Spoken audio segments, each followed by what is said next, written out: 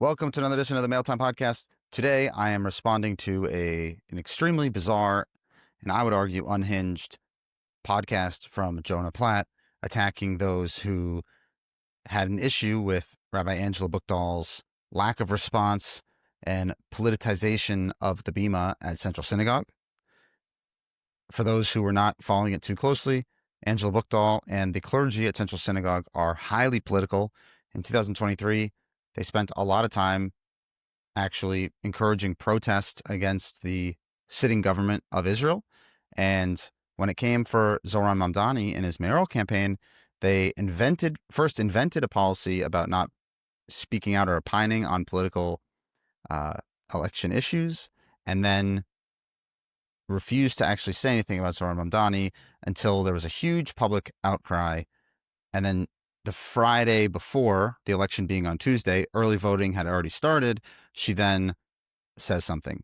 That's in contrast to Park Avenue Synagogue, Elliot Cosgrove, and over 1,000 different clergy that actually signed on to a letter and said that Zohran Mamdani is pretty much anti-Semitic and there's grave concerns for the Jewish community. So people made very thoughtful and thought out responses. A lot of left-leaning people as well. They're at the Reform congregation that is Central Synagogue, and they had an issue with how Angela Buchdahl handled the situation and the fact that there's some politics they'll speak up about and others that they will not. But Jonah Platt did not respond to any of that. He just took comment section and ended up making that the entire argument. So I want to tune in, but first I just want to warn, I typically don't use highly foul and inflammatory language in this way, and there is some stuff from Jonah. I don't want to go and bleep everything out, so just be warned if you have your kids in the car. Shalom. Today I'm going to throw the old Rebbe kippah on and begin with a little bit of Torah. Let's see if we can learn something about ourselves in 2025 by looking at ourselves thousands of years ago, shall we? 3 famous Bible stories. First, the Tower of Babel. When humankind, united by a single language, arrogantly tries to build a tower to heaven, God confuses their speech, creating many languages and scattering them across the world. Next, when the cities of Sodom and Gomorrah become consumed by wickedness, God destroys them with fire and brimstone. Yikes, God, sounds like a lot. Torah joke. And last, while Moses communes with God atop Mount Sinai, the Israelites grow fearful and impatient, and in a frenzy of revelry and idolatry, abandon their covenant to worship a golden calf, leading Moses to shatter the 10 Commandments in fury, burn the idol, and the Israelites face God's devastating judgment for their betrayal.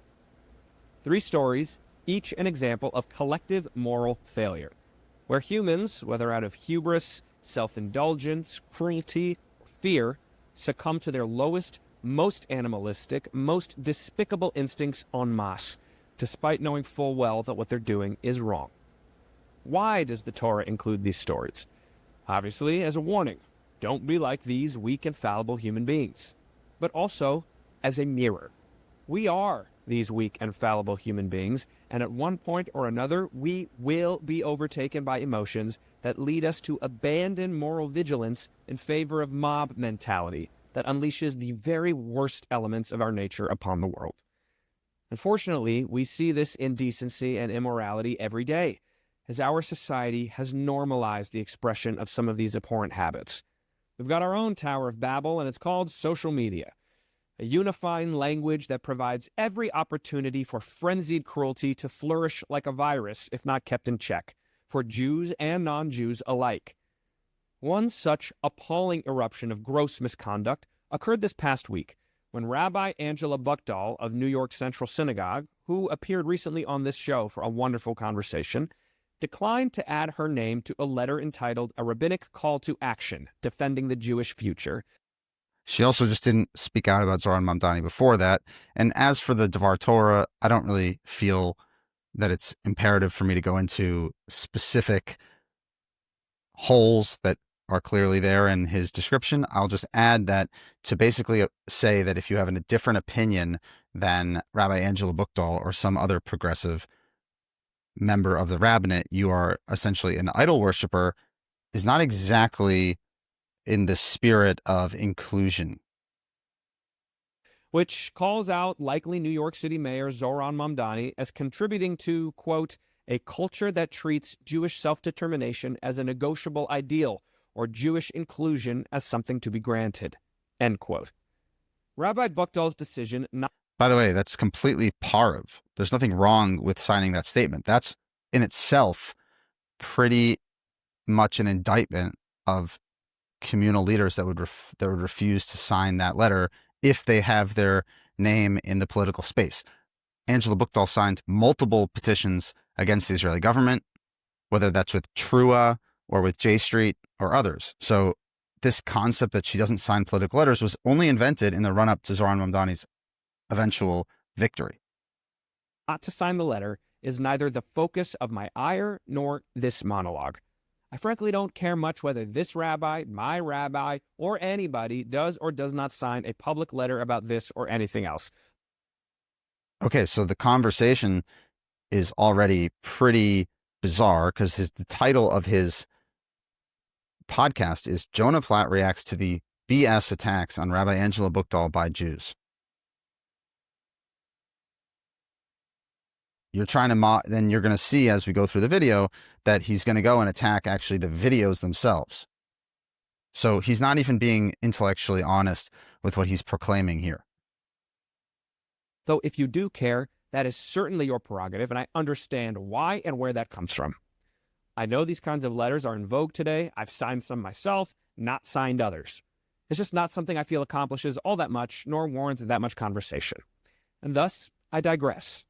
What I want to talk about is the reaction to Rabbi Buchdahl's decision online, where certain members of the Jewish community have taken a no-holds-barred approach to drag, denounce, and disparage the rabbi in ways I had not thought possible in polite society, and certainly not in polite Jewish society. The shocking displays of indecency I have witnessed fall into an all-too-common modern-day behavior whereby the moment, the instant, a public figure we already do not like for political or identity-based reasons does something publicly that offends those political or identity-based sensibilities, we use that alleged misstep as an excuse to unleash all the disgusting, concealed, identity-based hatred we have for this person. All right, you notice here, he's inventing a straw man. I've repeatedly said, and others who were commenting, who were actually congregants of this congregation, were saying that nothing to do with her identity, nothing to do with her gender, completely irrelevant. They have disagreement with how she handles the politics at the Bima in Central Synagogue. No more, no less. So right here, Jonah Platt is actually cheapening the intelligence of Angela Buchdahl by basically relegating her to be some essentially token Asian rabbi. I don't care where her mother is from. It's completely irrelevant. We're evaluating the ideas on their merits. Under the guise of righteous indignation. This is, as I have categorized such actions before on this show, a total bullshit behavior. Says the man who's making a podcast, claiming that he's not talking about the issues, but is only defending the way that they were expressed by people in the comment section. Now, before I curse again, and there's going to be some cursing, so if you don't like that, go ahead and skip.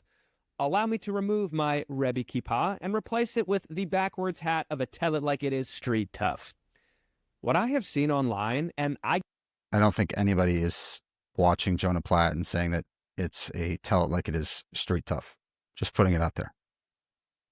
I'll also add that I invited Jonah to come discuss this on my podcast, and he declined. I'm not going to go into our personal conversation. You can just say that I was very clear that I'd be more than happy to have a discussion with him, an open and honest discussion, and Jonah doesn't know who I am. Get this all the time personally in my DMs, is not ideological disagreement, despite the vehement protestations to the contrary. Disagreement and disparagement are two different things. No public figure of integrity has any issue with respectful disagreement.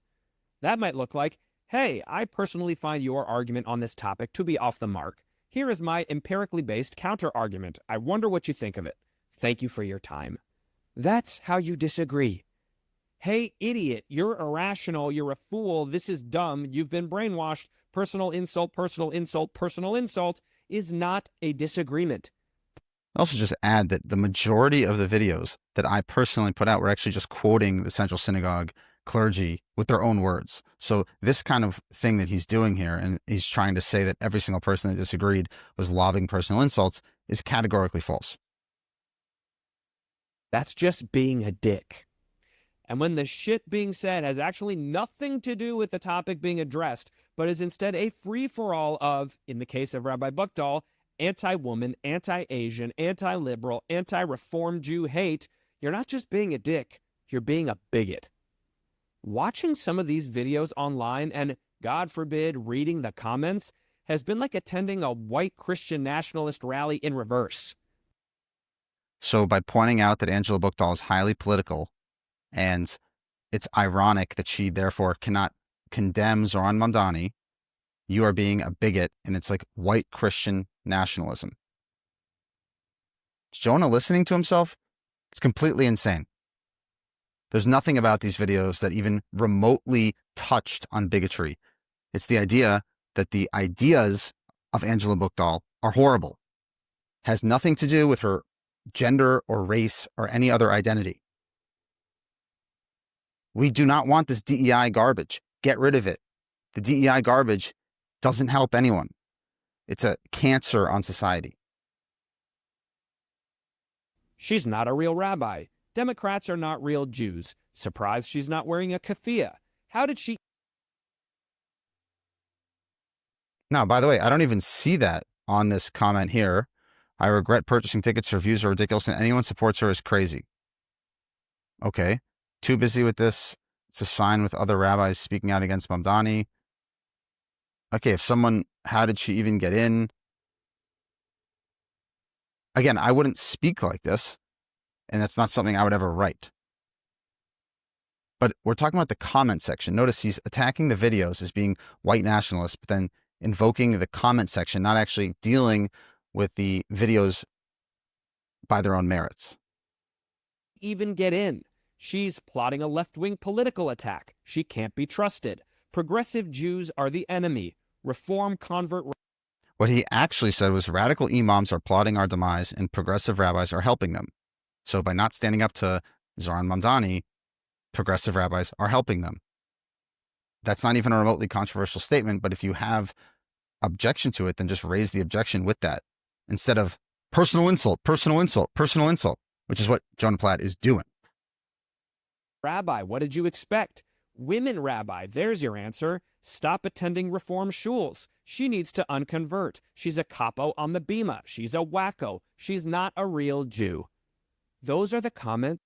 Some people jumped in the comment section in a way that I would not jump in, but they were commenting on the fact that based on Angela Buchdahl's own statements, she did not have, according to halacha, a proper conversion. To me, I'm evaluating her bad ideas. I don't need to get into theological differences between the Reform, conservative, or more or standard Orthodox, standard halachic way of life. That's not for this podcast. But that is a fair question that normal people would ask, not in a bigoted way. That's not to explain away inappropriate comments. But if someone's saying, why are we listening to someone who has publicly said they did not have a proper conversion and therefore we're not sure if they're Jewish and they're part of the rabbinate, that's not hateful. That's not rejecting her based on racial or gender grounds. That's a fair question that someone can ask in a non-hateful way if they adhere to traditional halacha. Now, was that being done in the comment section in the proper way? Probably not. I wouldn't make that argument. I did not make that argument. But to reduce the arguments against what Angela Buchdahl was doing to just a few comments is intellectually dishonest. From a single post. Let's keep going. Here are the comments from just one other post. Why can't it be consensus that women can't be rabbis and anyone who claims they can has never studied Torah? That's a traditional view that many hold in the more traditional camp. I'm not going into this issue here, but that's not inherently a hateful comment. It might be seen that way through a progressive lens, but there are people, and they also exist on Instagram, who hold traditional views and don't think that women can be rabbis. I'm not getting into that right here, but that's not inherently a hateful comment. I thought she was Chinese. That is a hateful comment. It's not even relevant. I don't care if she's Japanese, Korean, Chinese. It really does not matter. Her ideas are terrible. Atheist reform will let a pagan be their rabbi. They don't care. In 2020, from the Bema, Central Synagogue had a congregant share quotes from the New Testament. So if that's allowed, then what isn't allowed? Did she ever really have a Jewish soul? The reform. That's a very hateful way of asking about a conversion, and I would not have framed it that way. But if you're actually going to have a pluralistic discussion about it, there are non-hateful ways to ask these kinds of questions. I'm not endorsing the way that's written or that's put on that comment. But if you're actually interested in the ideas or being Jewish, as Jonah claims he is, you can have these discussions without them being inherently hateful. And this is not a defense of that comment. Movement is disgraceful. I don't know who she is, but she's irritating and I don't like her. I don't know any Jews who support this phony sham rabbi. Another video disparaging the rabbi was a clip of her speaking to young trans Jews who might be feeling, quote, frightened and alone. It was posted a day or two after Trump's inauguration, if I'm not mistaken. It's inherently political. You're inherently putting out a message of, quote unquote, danger with the Trump administration. There's been a history of pushing trans ideology from the Bema at Central Synagogue. The sermon I mentioned before from 2020 was from a congregant talking about their child transitioning and invoking the New Testament to promote trans ideology. So if Jonah had actually done research on this issue, what Angela Buchdahl was doing there is inherently highly political. And this isn't to say that people cannot come into the shul or shouldn't be allowed in the Jewish community. It's a question of what is being promoted and pushed by the rabbi and what is the political ends and agenda with that. In 2017, Angela Buchdahl went on a radio program and actually said that she was proud of her colleagues that got arrested outside of Trump Tower. So there are inherently political issues being promoted. I would appreciate if those in the progressive camp can stop gaslighting like this and actually just be honest with what's going on. Then we can have a real discussion. Saying she supports, loves, and values them, and they're created in God's image. That's not what she did, by the way. What she did was invoked the creation of Adam and Eve and said that because God said he created Adam and Eve, he created them, that them is somehow promoting multiple gender identities. That is a complete rewrite of a traditional Torah passage. I'm not going to go into all the different opinions on this, but it's not a non-standard interpretation of that and highly politicizing the Torah. Now, you can disagree that it's highly politicizing the Torah. Jonah, I welcome the argument. This clip was reposted under the heading of the rabbi being political. The comments on that one include, perhaps they're just so far into their own bubble, they don't even realize it. But again, if you look at when the original video was published, it was shortly after Trump was inaugurated. she is a jihadist. Shut up and sit down. You are an abomination. Your eyes are brown. You are full of shit. Not a Jew, not a rabbi. Honey, no, this isn't Judaism. Do not attach yourself to thousands of years of scripture you cannot understand. LOL, a self-declared rabbi. Leave it to the reform movement to allow this type of infiltration. This woman is not Jewish. As I explained earlier, I would not express any of the issues I have in the way that were expressed in those comments. Full stop. There are legitimate questions to be raised. Jonah is not actually, in this case, addressing the real questions. Instead, he's taking the very worst of the comments and putting them forward. People are even giving the rabbi shit for being on a book tour in support of her new memoir, as if rabbis making media appearances in support of the books they have written is somehow unusual or unseemly. You have a potential existential threat to the Jewish community and the relationship between New York and Israel.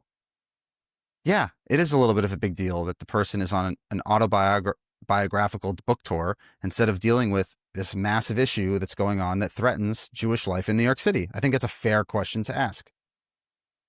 I can tell you from my email inbox that every rabbi on the planet wants to make media appearances in support of the books they have written. Folks also accuse Rabbi Buchdahl of being a Mamdani supporter, despite her literally never saying a word in support of him and consistently espousing deep love for Israel and Zionism as a core tenet of her rabbinate for its duration.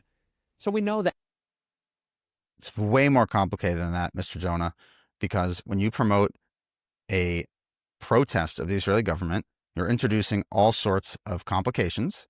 And it's very fair for people to ask if there are other considerations that Angela Buchdahl puts on the same plane as one's support for Israel. That's fine. That's a fair position. I'm not saying that everybody has to be ideologically on the exact same page.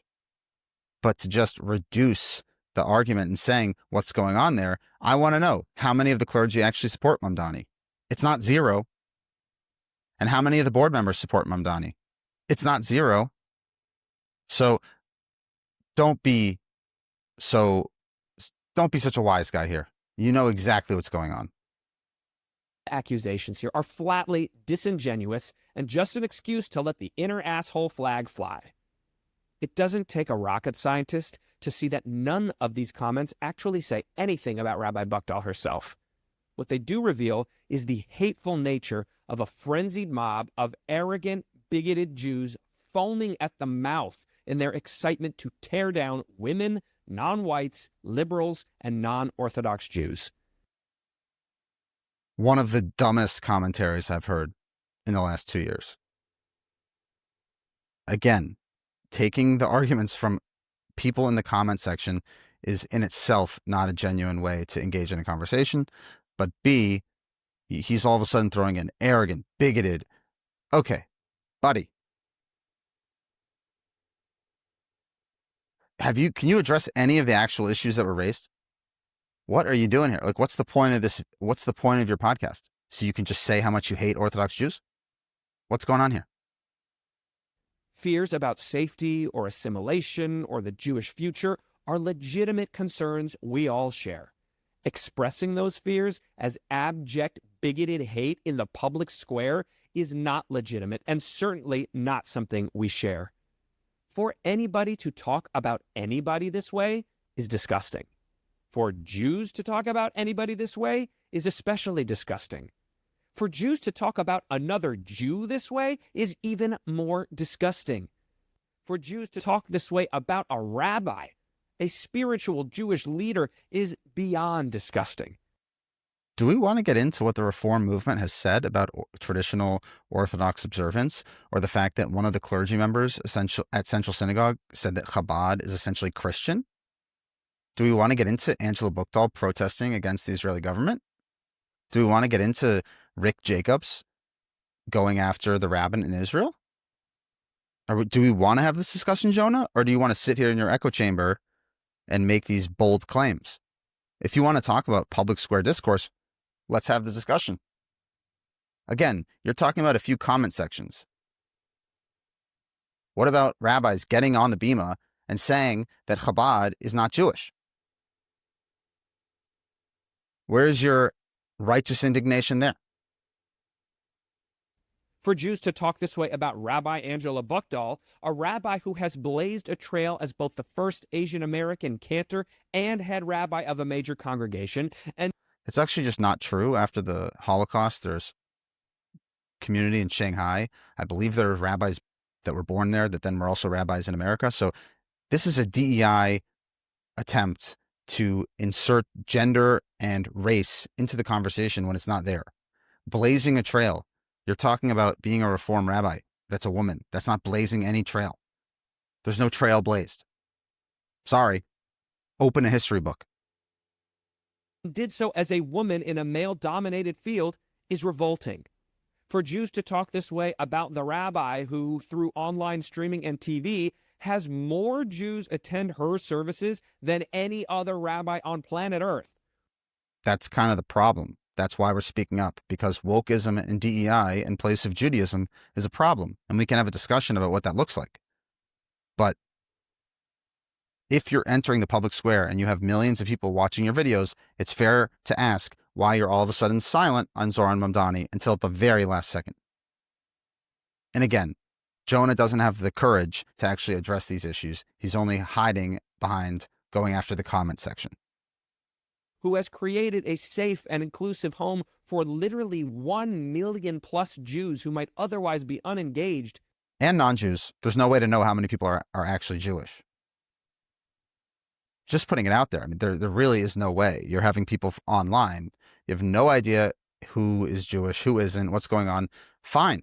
But these kinds of uncheckable, unverifiable claims are also not helpful. Is nothing short of a disgrace and a blight upon the Jewish people. What kind of oblivious asshole do you have to be to talk trash about a Jew who has devoted her life to the benefit of our people while you, troll rabbis on the internet? It's not a question of intentions. It's a question of if someone's able to have an impact and has an audience, and they're promoting distinctly anti-Jewish ideas and are not able to stand up for the Jewish community when you have an actual anti-Semite running for the mayor of New York, that is a problem. I know perhaps members of Jonah's family even endorsed or voted for Zohran Mamdani, so this might be personal. But Zohran Mamdani is not a friend of the Jews. He's a bigot. When you talk about bigots, how come Angela Buchdahl couldn't call Zohran Mamdani a bigot 3 months ago? Do you see how ridiculous that is? Here comes a hard fact that's going to get me into trouble, but I call it like I see it, and this is what I'm seeing. The fact is that I only see this kind of racist, misogynistic, anti-Jew hate spewing forth from the Jews on the right. And I don't... Oh my God. I mean, you see here, so he's coming out now saying this is the Jews of the right. You have no idea who these people in the comment section are. Have you done a check on who these people are? And also, what is the right? You have people that go to Central Synagogue that is detached from normative halachic Judaism that despise Angela Buchdahl and think she's a coward. So what is of the right? It's a complete oversimplification because Jonah doesn't know what he's talking about.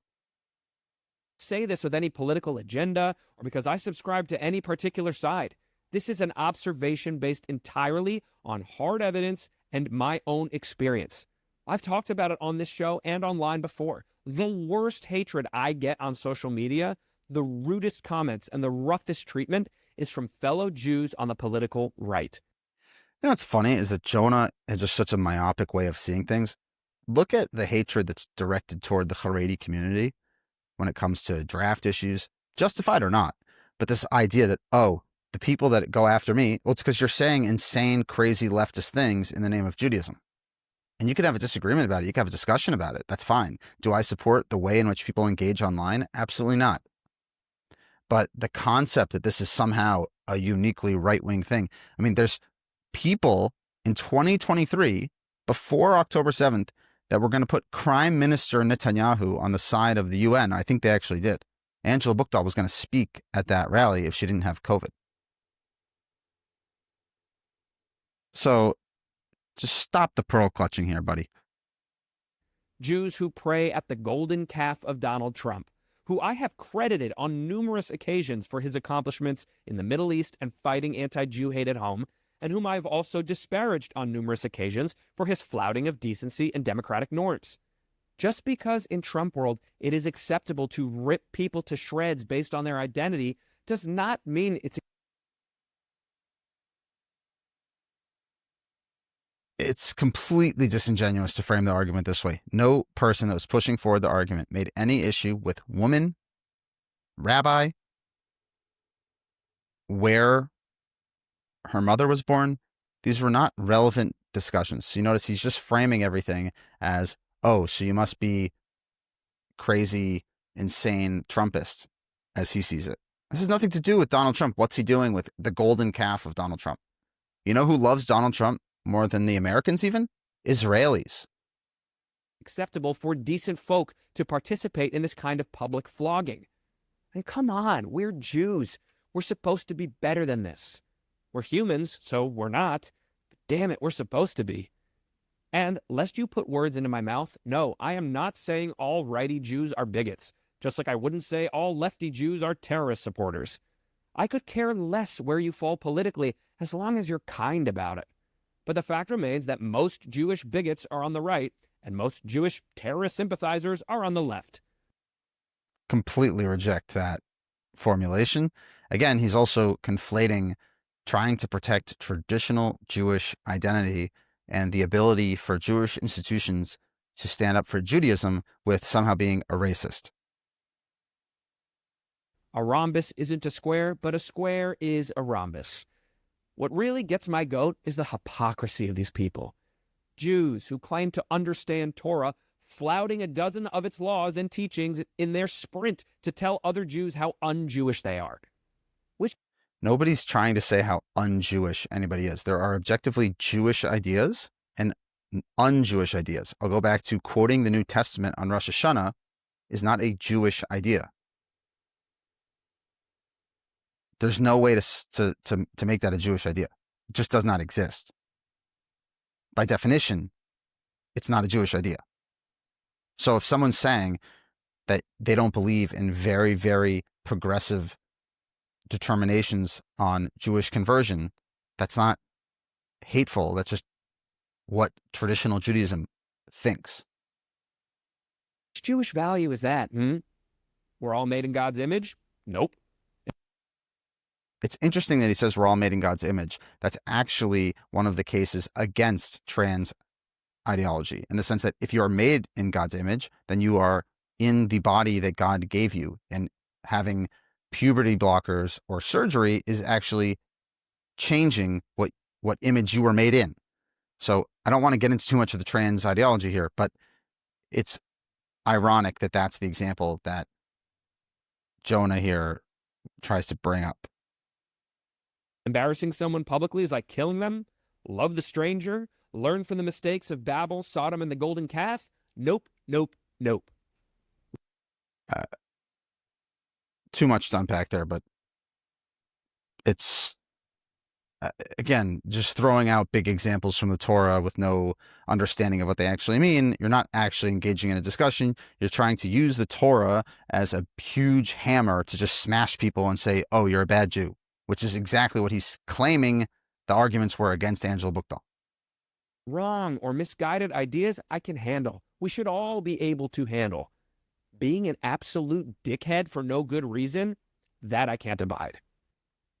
When I see people treating other people like garbage, I remind myself that the root cause is almost always fear. In the words of one of our greatest sages, fear is the path to the dark side. Fear leads to anger. Anger leads to hate. Hate leads to suffering. It's pretty funny that when he's talking about being Jewish and trying to invoke a moral teaching, he goes to Yoda. I think that says everything you need to know about this podcast. Toda Rabbah, Master Yoda. Very wise you are, I think.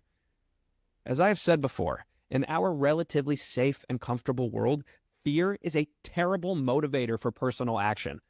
Unless we are talking about a literal life and death situation in which your nervous system requires a fear response in order to remove you from an acute moment of physical danger, allowing fear into the driver's seat is almost certain to speed you into some kind of regrettable collision, especially when it's a vague, ill-defined sense of fear, the shape of fear, if you will, which is what so...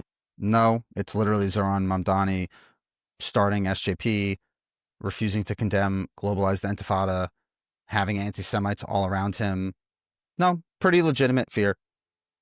Many American Jews are experiencing today. Jews are afraid for their general safety, for their ability to move through society without harassment, for our future. I get it. We have been attacked and traumatized and continue to be attacked and traumatized over and over again. The data is real. The hate crimes are real. The concerns are real. I also understand the fear of assimilation. We are shrinking. We are losing people. The data is real. The concerns are real. The issue is not the shrinking part, by the way. They keep making this argument, they being people in the progressive camp, about how we need to be more progressive when it comes to conversion and welcoming people to the Jewish community. My question is, why is there this obsession right now with numbers? I'd rather have people that are very well educated in what it means to be a Jew and Jewish ideas than just to say, let's open the gates. Everybody who says they're a Jew today can be a Jew. I think that's a very dangerous standard, and it's worth considering. And Jonah and other podcasts that I've listened to from him has continually made this point about numbers. I don't think it's very well thought out. However, none of that is an excuse to be controlled by fear, the extreme end of which is becoming that which we fear the most. According to a 2020 Pew Research study, Reform Jews make up the single largest group of engaged Jews in America at 37%. Again, it's a very skewed poll because you have to question what is actually a Jew, what is considered engagement, and just because you have matzo ball soup at Hillel House once every 2 months, I don't know what that indicates beyond that you enter a building for a free meal on college campus. So this kind of statistic is not so ironclad. If the worry is the preservation of Jewish life, does anyone honestly think telling the single largest group of American Jews that they're not Jewish enough to be in our club the answer? It's not Jewish enough. You're saying if you have a proper conversion or a Jewish mother, we have no questions. The issue is simply, do you promote Jewish ideas? For example, Norman Finkelstein, he's as Jewish as Moses. His ideas are about as Jewish as Hezbollah. That doesn't make him any less Jewish. So it's not about having a litmus test of ideas. The challenge that I'm pushing forward and that people were objecting to is replacing Jewish ideas with wokeism and DEI. When our numbers are declining and non-traditional Jews show up who actually want to be here, what kind of dipshit strategy is it to shame, blame, and exclude those people from our community? If we're being honest, Torah, I'm not saying to publicly shame and blame people, but exclude, it's a basic Torah precept. You can join if you want, but there's a way to join. It's not a free-for-all. That's a basic concept. If you want to disagree with it, we can have a discussion about it. But to call it in a derogatory fashion is a display of an incredible ignorance. Community. Who wants to be in that kind of family? That's a self-fulfilling prophecy right there. We need all kinds of Jews in this society. If we were all Haredim, we'd have very few Jews integrated in this country's halls of power. Who is calling for all Jews to be Haredim? Nobody. This is a straw man argument. Again, this is not at all what anybody's asking for. Nobody has made the argument that everyone needs to be Haredim except for Jonah here. We need less observant Jews to be our politicians, our sports team owners, our studio heads, our hospital directors, our lobbyists, etc., etc. You can be observant and be all of those positions. I'm not sure why you couldn't be. But again, this has nothing to do with that question. It's just a straw man. This is literally the definition of a progressive straw man, as we're seeing right here. Etc. If we're all home doing Torah study, who's going to be out there getting their hands dirty and building the relationships we need in the modern world? Likewise, we need the Orthodox community to preserve the sanctity of our people, to maintain our... It's also just kind of pathetic. The Orthodox community is not just sitting in Kollel and Lakewood all day. It shows incredible lack of knowledge and breadth when it comes to this particular subject. There's a whole host of Orthodox people that are very prominent in American society. It has nothing to do with whether or not you're sitting in Kollel or not. And to reduce Orthodox Judaism to that is also not helpful. Our laws and traditions to their highest order, to serve as an example for the rest of us to strive for, and to use their voice and influence. Well, strive for is actually a very interesting question there, because the clergy at Central Synagogue, for example, is not saying to strive for that, because they say that a lot of these things are backwards and crazy. So you're not talking about unifying message of striving for and saying that's the ideal or that's what we want to go for, or we theologically agree with you. Why is Central Synagogue encouraging people to vote for the reform slate in the WZO elections so that they can import their reform values into Israel, for example? That doesn't sound like striving for. So there's all sorts of things that don't make sense here. I don't want to beat up on Jonah too bad here, but it's particularly frustrating when the actual arguments and ideas are dismissed in favor of this kind of rhetoric. And resources as well. It takes all of us. There is no one way to be Jewish. Nobody has ever said that. Literally nobody has ever said that. So you can grind your teeth and be all fierce. Nobody has ever said there's one way to be Jewish. Shame that so many Jews themselves seem intent on refusing to recognize that. No. Literally no. Nobody. That is not an argument. Nobody is saying that. You are fighting an imaginary demon. There's nobody is saying there's one way to be Jewish.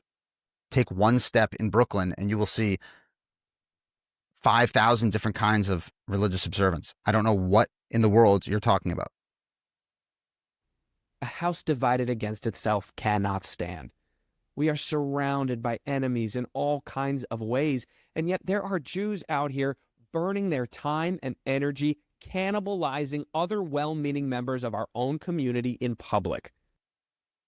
Absolutely not. It's a question of if you have a large platform and you're promoting anti-Jewish ideas, is it the responsibility of Jewish people to stand up to try to ensure that those Jews who are listening have access to real information and not a distortion of Torah?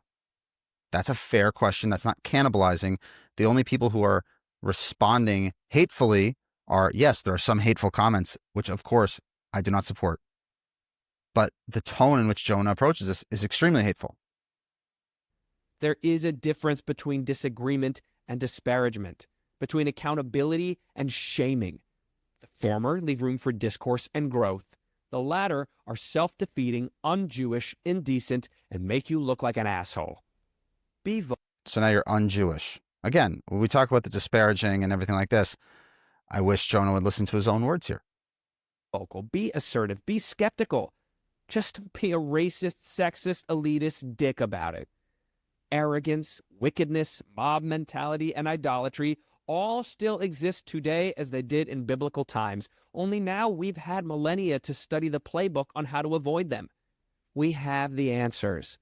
Whether you choose to embody the highest ideals of that playbook or weaponize it to tear down your own people is up to you.